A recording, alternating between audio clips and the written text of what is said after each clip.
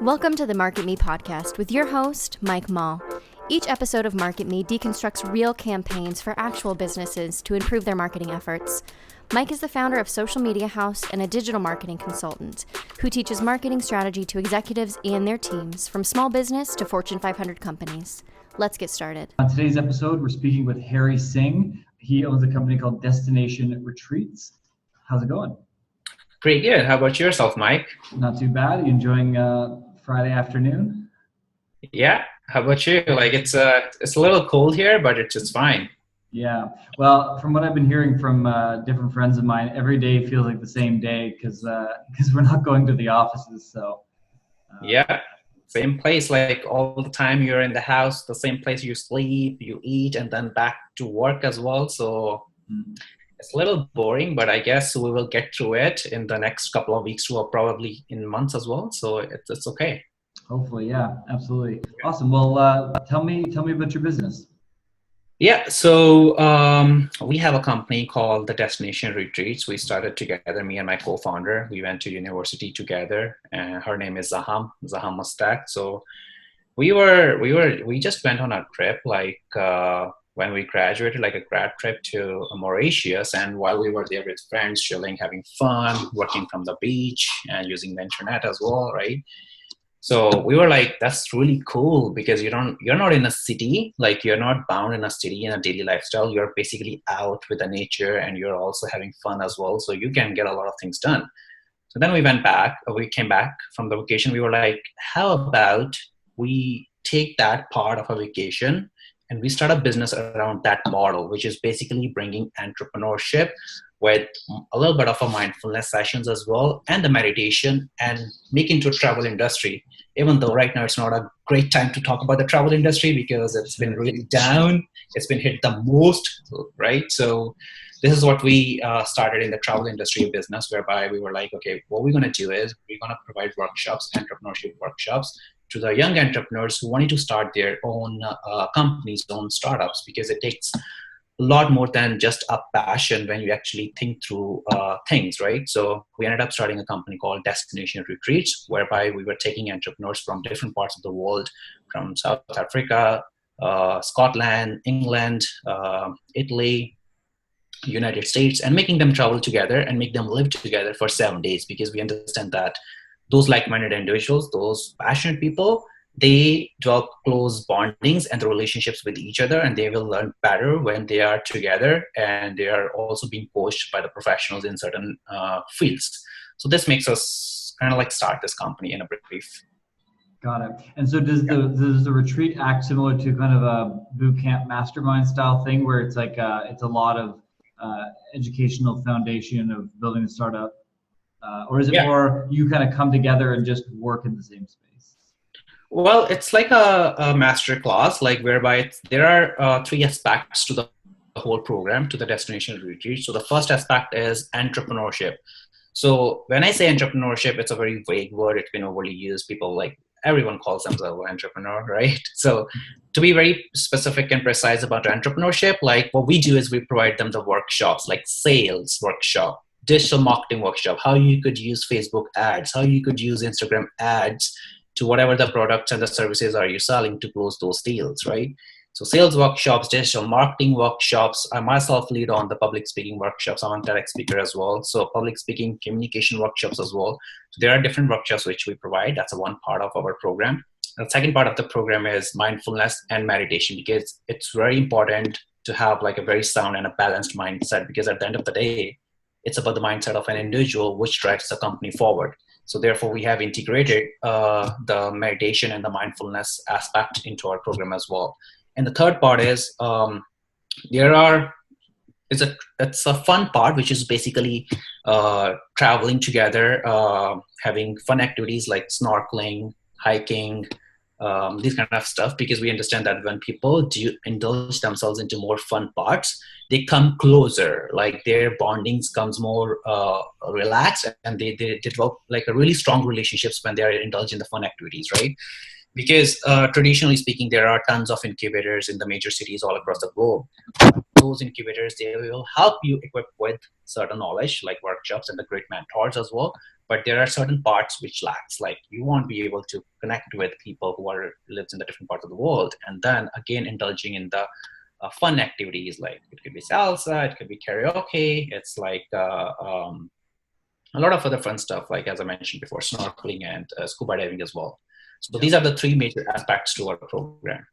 Got it. Yeah, and I think one thing that's often underrated or discounted, kind of in that light, is when you're not thinking about work and the business and the process, when you really have actual time to take your mind completely away from it, that's often when a lot of the good ideas or the best ideas, the most innovative components of it actually pop up, which is interesting. Yeah, absolutely.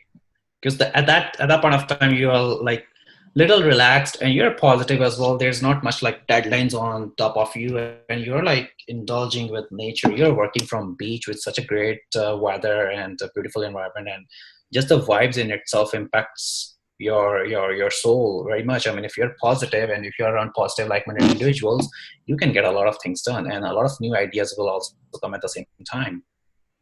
Got it. Yeah, absolutely. So what sparked the beginning of this? I mean, obviously you've had I was reading up a little bit about where you came from, and so how did it all kind of culminate into this? Yeah, I could definitely talk about that. It's a long story. So, well, I grew up in a developing country in India, and that's where I studied. I finished my high school, and then I ended up coming to Canada, where I studied my bachelor's degree in engineering at the University of Waterloo. So during my days at the Waterloo University, I was involved in a lot of entrepreneurial workshops, sessions, and a lot of startup community and all that kind of stuff. And well, I had a background in a developing country, so I witnessed the situations of the people living there, people who lack basic necessities, basic needs, and all that kind of stuff. That's what helped us as a group of 7 individuals who started at that point of a time a nonprofit organization. So that a nonprofit organization, we ended up doing some projects in the developing country on the water and sanitation.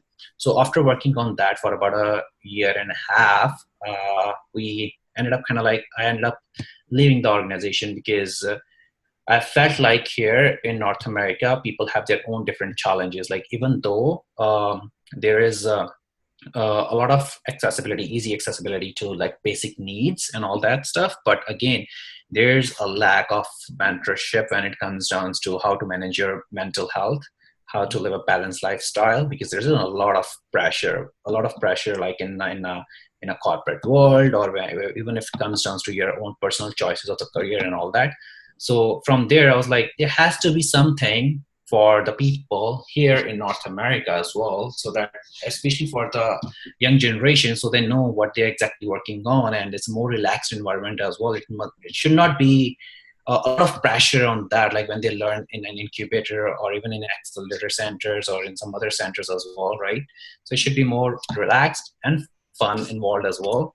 So at that point of time, I was clueless. I was like, okay, I know what I need to do, but how do I do? What should I do? I know there's a problem in a startup community, in entrepreneurial world, but how exactly do we address that? I was completely clueless. So by the time we did project in a social nonprofit organization, we finished that project. I graduated by the time we closed that organization, and then I was on a trip with my friends from Mauritius. So I was like, okay, I don't know what to do. So we went on a trip. From there, this story happened that we walked there while we were on our vacations, right? So we found that this is really productive when we are indulging with nature and while we are with like-minded individuals. So I came back, I discussed the idea with with my co-founder as well. So we were like, this could actually be translated into a business model whereby we put together a traveling part and the entrepreneurial part as well, whereby the workshops,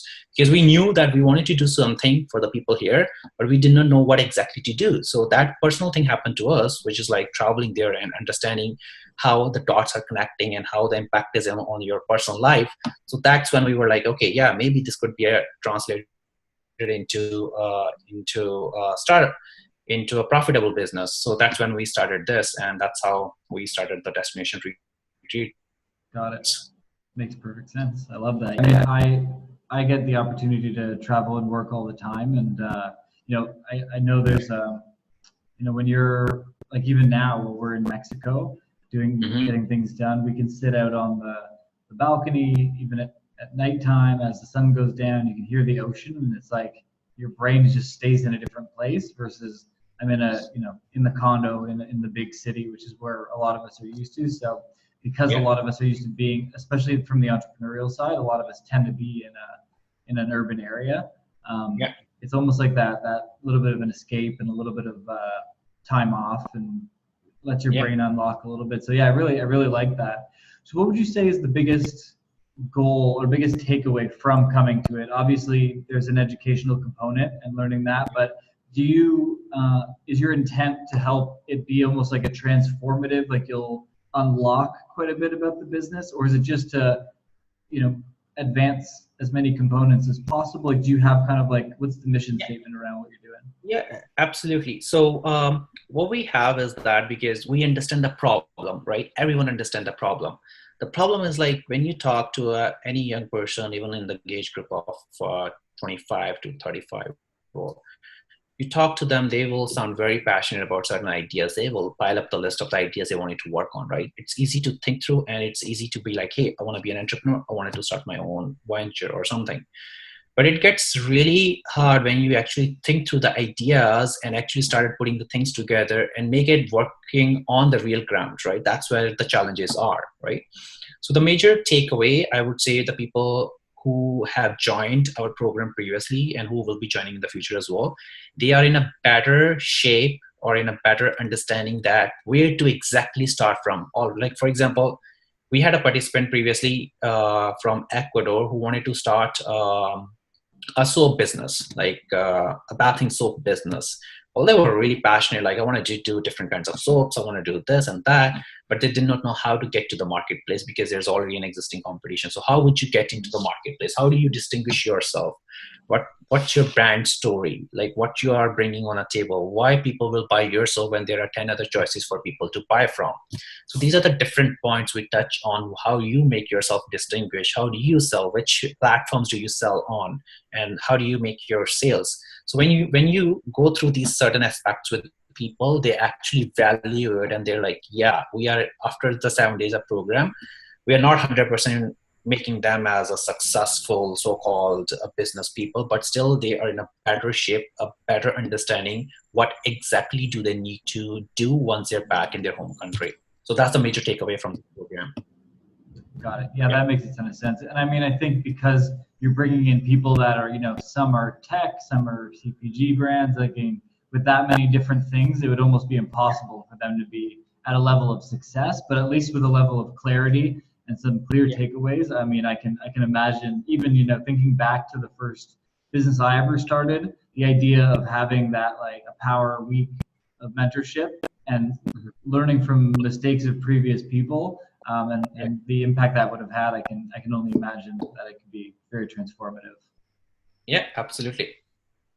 Great. So, I mean, obviously from the current marketing and the current growth, everything's probably on hold, but how are you guys traditionally, how are you guys growing the business? How do you acquire your customers?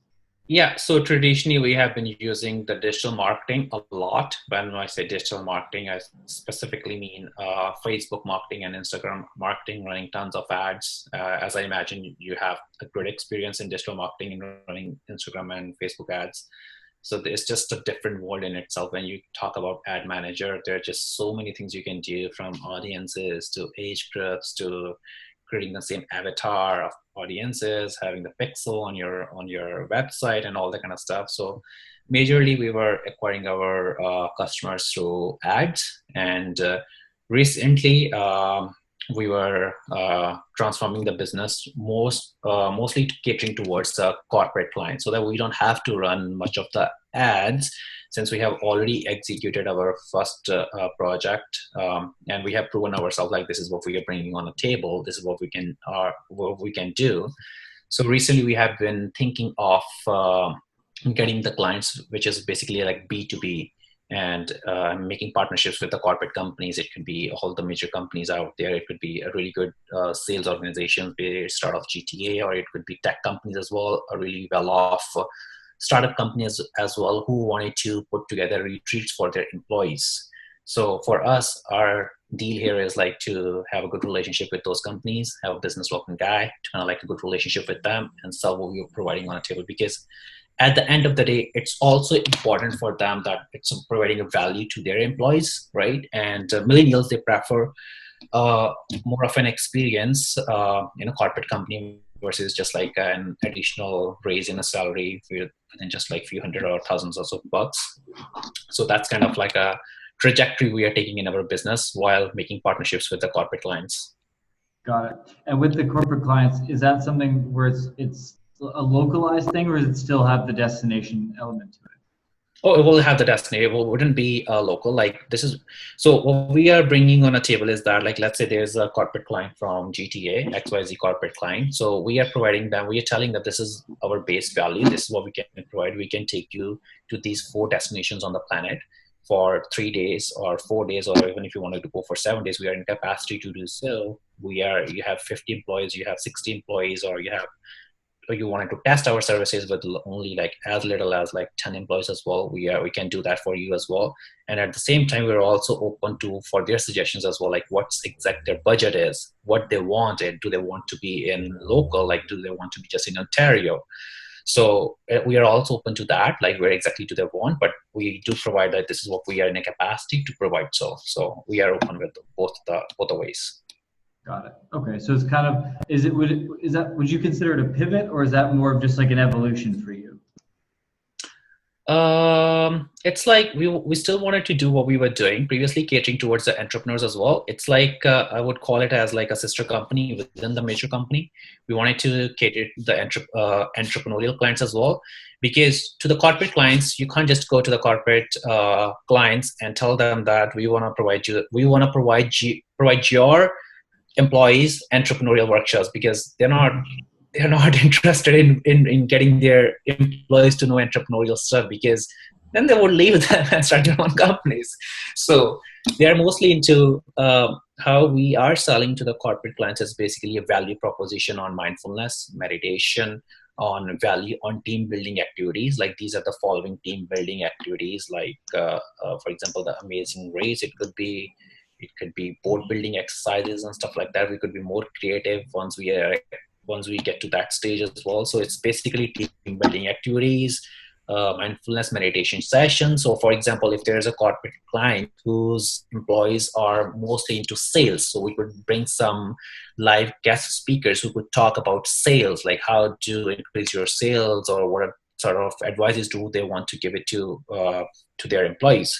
So it's catered towards with guest speakers, with team building activities, and with mindfulness meditation sessions, and a lot of fun part as well, like probably like salsa, karaoke, and some other night shows, I believe, which we potentially haven't thought about it, but those could be incorporated because corporate clients are looking for more fun parts rather than an entrepreneurial workshops. Got it. And yes.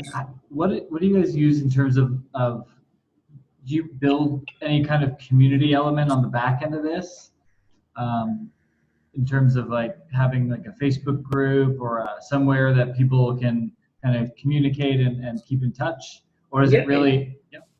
Yeah, absolutely, we do that. Like since we are for now we are a little small, so we have personalized groups on WhatsApp, but in the future what we are doing is we are actually making a complete membership, kind of like a membership cards, which is basically just a card, so that like once a year or once every 6 months or twice a year, what we do is we could do some live in-person sort of events. It's like get-together events where the community people who are a part of the organization, they come together and they talk about their stories, what they're doing currently in their life, or most like mix and mingle kind of sessions. So that's something we are planning to do once we actually started growing with numbers of people. Got it. Yeah, I think that's a really important piece. I have like a little bit of a similar concept that I've been working on. I actually booked a place in Costa Rica for this August, which I don't think it's going to happen now. Hopefully by then it will go away. Fingers crossed. Yeah.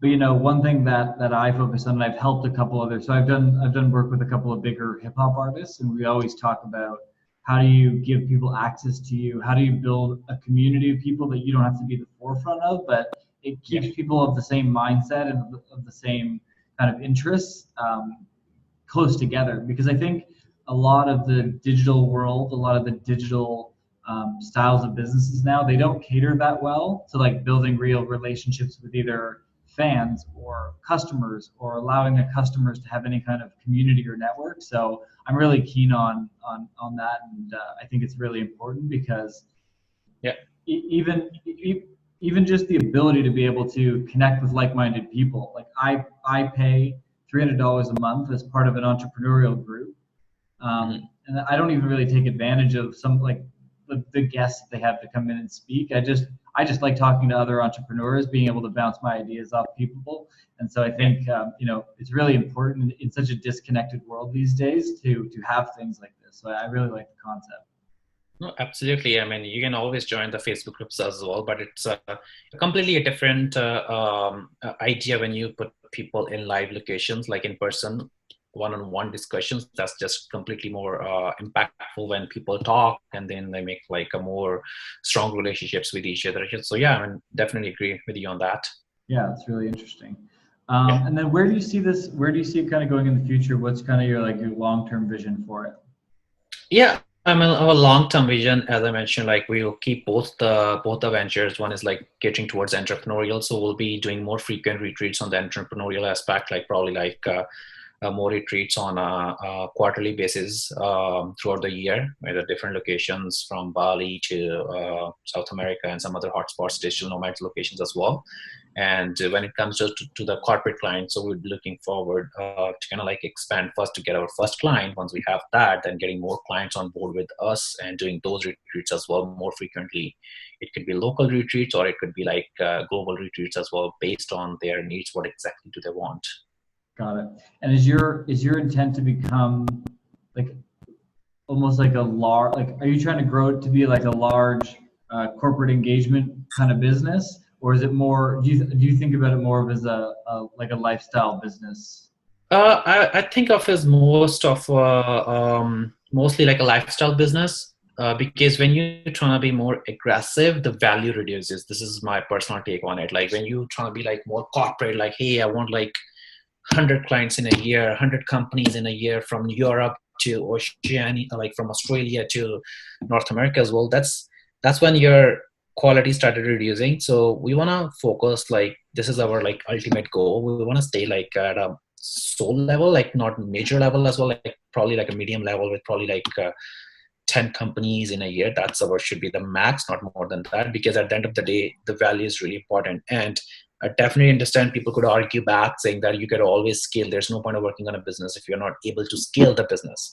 Well, it comes down to the intent. Like, what exactly do you want to cash on the money on a business, or do you actually want to provide a value, right?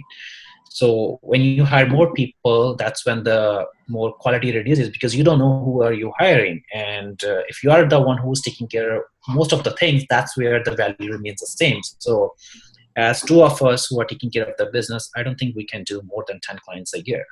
Yeah. And I think, I think a lot of people are, and I think a lot of things are going to change after this whole health situation blows over. I mean, I think a lot of the people that were trying to grow these crazy, like, hyper-scale businesses where you need unlimited capital to do unlimited growth and trying to take over the world, I think a lot of those are going to, well, they're obviously going to have a lot of real problems. Fundraising is going to be an absolute nightmare right now, and probably for the foreseeable future. And I've had opportunities to kind of grow the agency out further, and I'm kind of like, big part of me just likes doing high quality work for a handful of people and having the ability to travel and for it to be calm. I know, you know what I mean?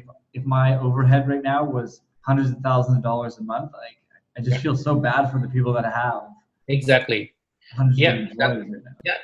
Exactly. You just hit right on the nail. Like having the lowest head count, like having the lowest your overhead cost of any company and providing the same top-notch value. And even if it's value like versus you're competing with the people who are providing value to 100 clients, even if you can provide those value to 10 people, the same sort of a value with your minimum overhead cost, that's like great. Like you have nothing to lose. I mean, you don't have physical office location whereby you have to pay like thousands of dollars of a rent every single month with like 10 employees working under you, right? So you could still make a difference. It will just be like, I think it will be slow, but as long as I think it's just a personal take of personal people, like what exactly do they want out of it? Yeah, that makes sense. Yeah, and I guess it depends on the person.